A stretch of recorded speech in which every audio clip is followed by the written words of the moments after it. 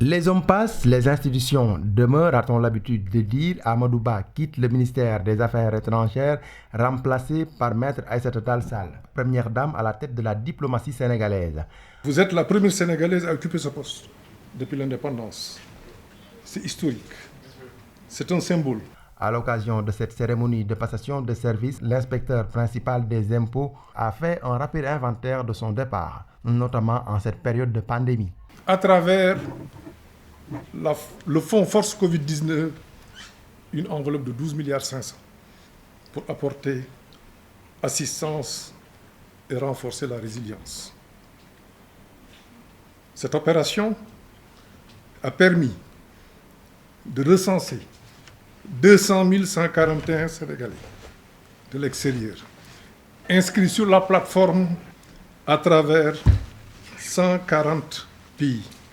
Ainsi, c'est 11 milliards qui ont été distribués à 126 000 compatriotes sur les 135 000 que nous avions ciblés, soit 93,47.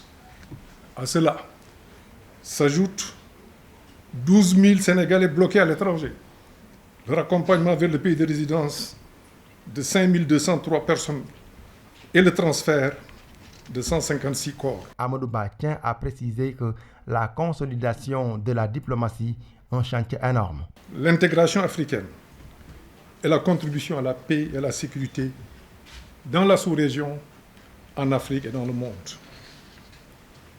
Avec la Gambie, le Sénégal a poursuivi en les renforçant les liens privilégiés d'amitié et de coopération unissant nos deux pays.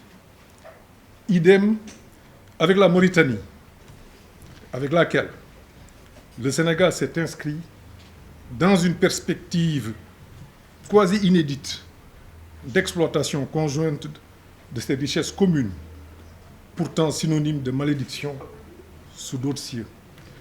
Je rajouterai la Guinée-Bissau. Le dossier de partage a été bouclé il y a quelques jours.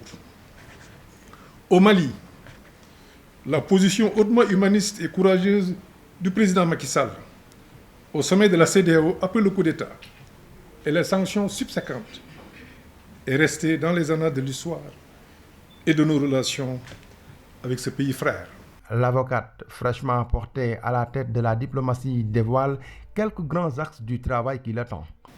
Il s'agira entre autres de doter notre action diplomatique d'une stratégie d'influence en Afrique pour continuer à enregistrer encore d'autres succès.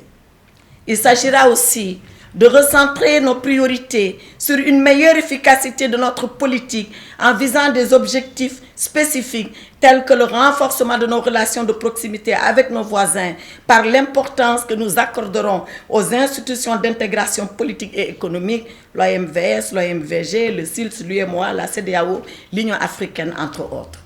Il s'agira également de définir et d'adopter une politique cohérente et efficace de placement de nos cadres au sein des organisations intergouvernementales. Il s'agira de définir une meilleure carte diplomatique pour l'adapter aux réalités géopolitiques et à nos priorités en matière de développement économique et social.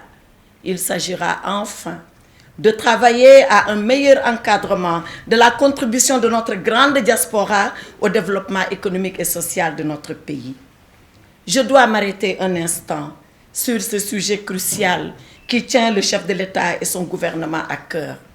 En effet, la question de l'immigration occupe doublement nos esprits et doit en conséquence guider notre action vers deux directions. La première, vers la mise en place effective d'une politique hardie d'orientation des avoirs financiers des migrants vers l'investissement dans des secteurs productifs de l'économie nationale. La seconde, vers une politique novatrice et hardie de lutte contre l'immigration clandestine. Une partie de l'agenda de son département dévoilé, par exemple le 9e forum de l'eau, un rendez-vous qui attire toutes les attentions.